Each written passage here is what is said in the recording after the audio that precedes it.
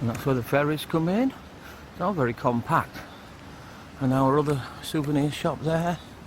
And it's amazing to think that all of this in just one small area, isn't it? There's, you know, behind this shop is room for, is it 3 ferries? Great, this is a wonderful modern thing. Well, I think I'd be a bit scared to go on it because it's not shaped like a boat myself.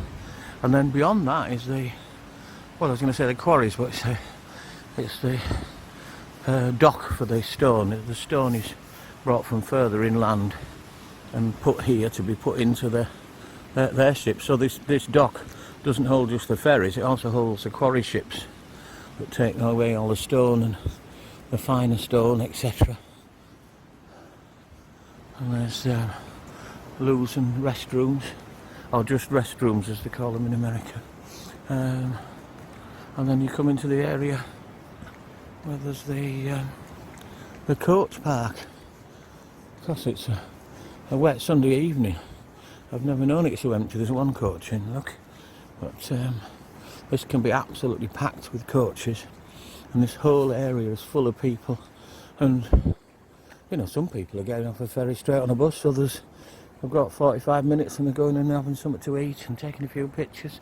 Others are getting off and spending the day here. And then there's the Norway in a nutshell buses, which are more like a public bus.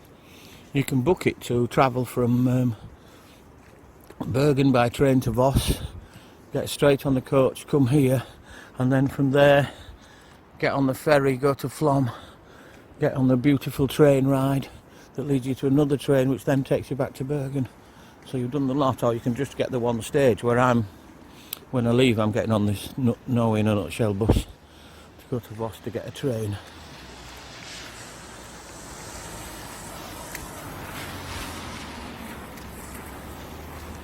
There it is.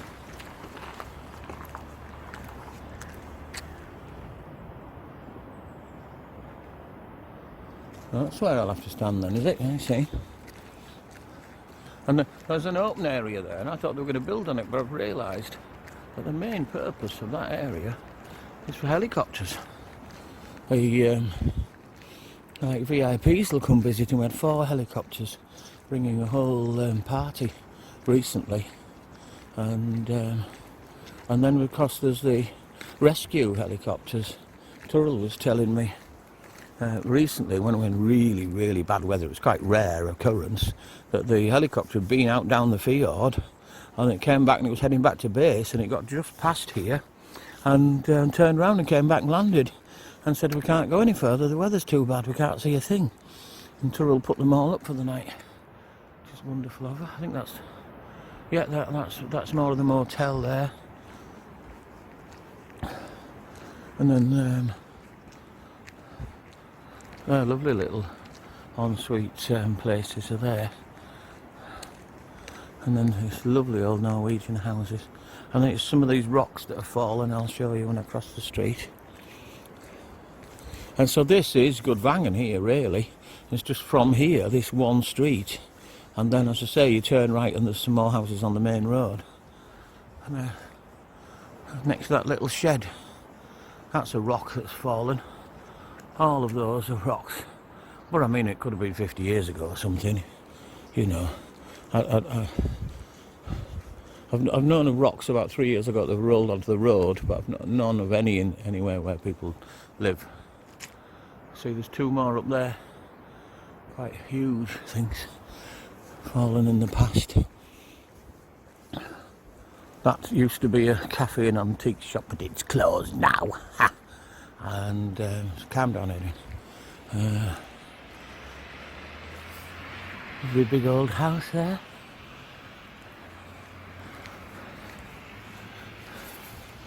Things Tova. Tuva. Tuva is shop, I believe. So it might be a shop that sells things. I don't know. Things shop. I'm sure that's what it means. Yeah. Beautiful area. It'd be nice to live there, wouldn't it? But then you see they've got these gigantic rocks in the garden. And you see them. Absolutely massive. Absolutely lovely area though. And I've stayed in there 2 or 3 times. And again in the next building after that. We're nearly coming to the end of my little tour. Just towards the end of this road. I mean, I'm showing you these massive rocks that have fallen in. But I remember Olaf telling me that he was stood back down there where I showed you them restrooms 20 odd years ago, I think it was, he said, and it was like 5 in the morning, and he saw a rock coming down quite near him, the size of a house, and it landed on what's the car park and bounced towards the hotel, and it went over the hotel, well, the reception, and landed in the fjord and disappeared. And I said, well, it must be dangerous living here. He said, well, no. He said, that's 20 years ago. He said, what happens where you live? He said, nobody's going to take you to the ATM at night point and make you empty all your money out here like they do in your cities. So I think perhaps it is quite a safe place to live, actually. You can, Angela's just been telling me about, as you drive around, you see stalls with tins of money, and you go and you pick the fruit and the veg and the juice that you want, and open the tin and get the change out. And off you go, completely trustworthy stuff. And that's all newly developed there. I don't know what's going to be going on there. I see they've got numbers on them. So they're like holiday chalets, I think, or something like that there. I know, last time I walked down here it was getting done up. And this is the old hotel, and you have banquets and conferences and tutorials and all sorts of things like that. And another lovely little house, well, big house rather, what I'm talking about there. And what a way to live with a view like that, eh? And that's the sort of development area there. And up there at the top is the Yellow House, the home of the great chieftain himself. And a couple of little more houses I'll show you. And the red one we're walking up to is the old store. It's seemed funny to me that a shop doesn't have great big windows and has lots and lots of doors, but I suppose if you live in a village and that's the shop, you'd know where it was, wouldn't you? You wouldn't need to go and look in the windows, you could just walk in and say, you know, hi Ulrich, have you got any butter? I suppose it's got like the old co-ops in Britain, it's got the hook and the you know, and the rope to. So the store was in the top, the storage was in the top. It's a memorial stone for the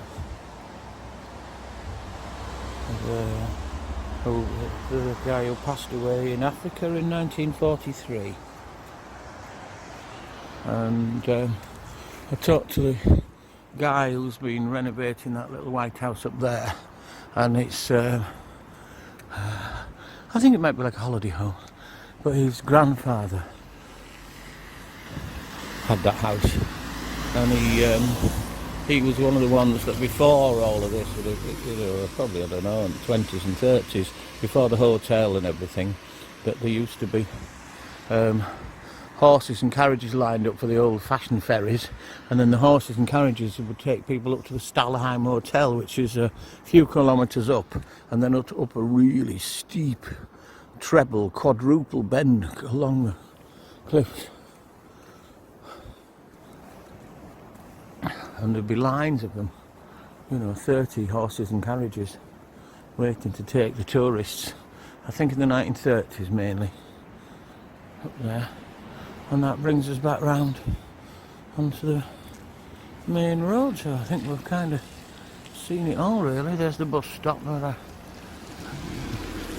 can get on the bus, and that's where I've got off, that's where I get off the bus when I'm arriving here. The waterfalls are there wherever you look. And that's your tour of Gudvangen. I hope you've enjoyed yourself.